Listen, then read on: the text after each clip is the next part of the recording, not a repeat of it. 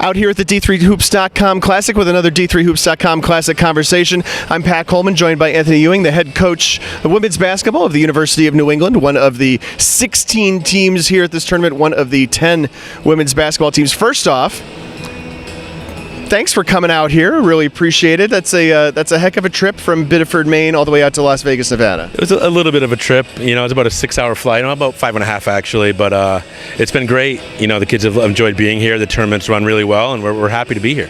Is that like from Boston then? From Logan, yep, out in Boston.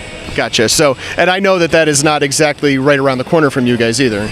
It's about an hour and a half, hour 45 south of us. So really not too bad to get down to Logan. Tell us a little bit about the trajectory of the program over the course of the past few years, right?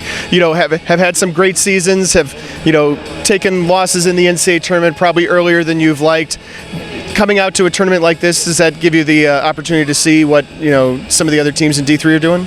Yeah, I mean, I've always followed this tournament all along, and there's always a really, you know, high-level group of teams that come out. So when we were looking at a tournament or a trip to take, this was right up there with what we wanted to do. And you know, we're matched up with George Fox tomorrow, which is a top 10 program, and that's always been my philosophy. Is, you know, if you want to play with the best and have success in the NCAA tournament, or at least try to, you got to measure yourself up against the best the country has to offer, and that was one of our goals coming out here. And you know, we got one under our belt yesterday, and we'll hopefully play a little better tomorrow against George Fox. But the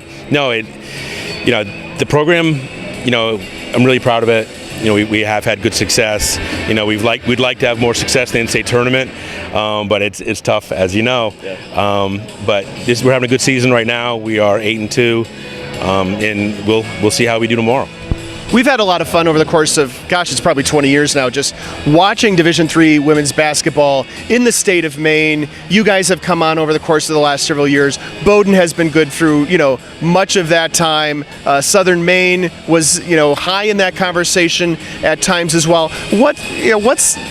What's the state of Division III in Maine? What's Division III, especially women's basketball, like in Maine?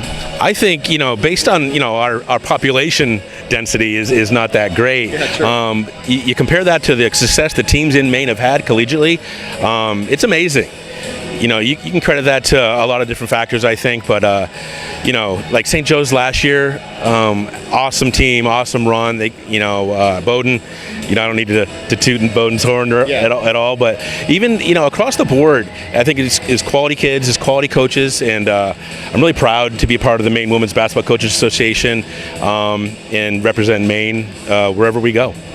Well, tell us a little bit about how your team is doing this season. Obviously, Jocelyn Chapman with a great game in the first game here, really filled out the box score. I think 26 points, if I remember correctly, and a bunch of assists and a bunch of rebounds, right? Yeah, she had 11 boards. She had a career high 26, and she played great. And thank goodness, because at least for the first half, she's really the only one who kind of did anything.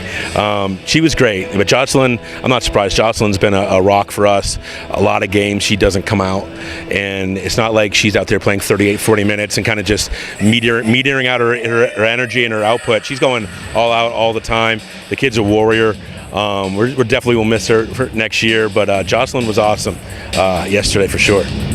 Who are you looking for better games from here coming up tomorrow when you're playing George Fox? Well, everybody. We're going to have to be better inside. We're going to have to get better game out of our posts. Just across the board, really, we're going to have better energy. We've been off for 2.5 weeks. No practices. We came out here. We got an hour of practice before we played. It showed. You know, I would have liked our defensive effort to have been better. You know, I got a lot of texts saying, "Hey, coach, you know, you've been off for a while. You got to expect some rust," which I did. But you can't expect the defensive effort has nothing to do with how long off. You got to be out there, just being the first to the floor, talking, just really putting out effort. And I thought we didn't do great at that, and we will do better tomorrow.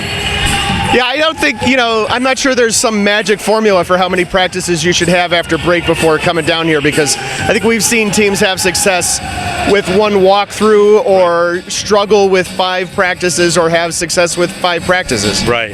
No, there isn't probably a magic number, and you got to hope and trust the kids are home on break, staying in shape, getting shots up, you know, just, you know, being prepared to come back and play. And, you know, I think the kids did that. You know, the game yesterday, thankfully, we won won. It wasn't our best game, but good teams learn lessons from wins. So hopefully we learned a lesson in a win. We don't need to drop a game to learn a lesson there. Well, I'm going to ask you about maybe lessons from the game against Bowdoin. Not that I don't need you to toot their horn, right? Or Tufts for that matter. What are the takeaways when you go up against two of the best 5-10 teams in the country? It's a measuring stick, and it's how you can play good against those teams in stretches. The true task is playing a complete game against a team that expects to beat you, that's going to play hard for 40 minutes, that's going to play a complete game, and I love it. It's a great challenge, and you see where you're at. I thought we competed better against those two teams than we did the previous year. The year before this year, neither one of those games was a game I thought really at any point. We hung around with Tufts a little bit. Bowdoin blew our doors off, and both those games were games they pulled away late. I wasn't, both coaches are as good as you get. Jill's doing a great job taking over for Carla, who's doing an amazing job down where she is as well. But I'll never, we've beaten Bowdoin a few times, 3-4 times. We haven't beaten Tufts, but I would never even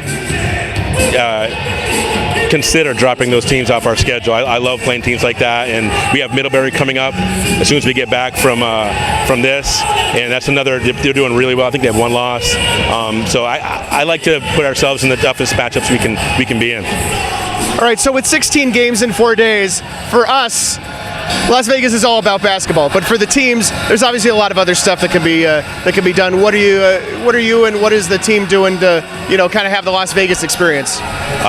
We were down on the strip a few times here, just taking in the sights. The water cannon fountain show is pretty cool. We had some kids go up in the needle there and do that kind of stuff. We haven't really had a chance to take in shows or anything like that. We've stayed pretty busy watching basketball and practicing and getting our shoot-arounds in. But it's fun. I only have one kid on my team that had been to Las Vegas. So at our travel party of 16, we only had one that's been here before. So it's kind of a fun new experience for all of us. It's Anthony Ewing, the head coach of women's basketball at the University of New England. His team here at the 2019 D3Hoops.com Classic in Las Vegas.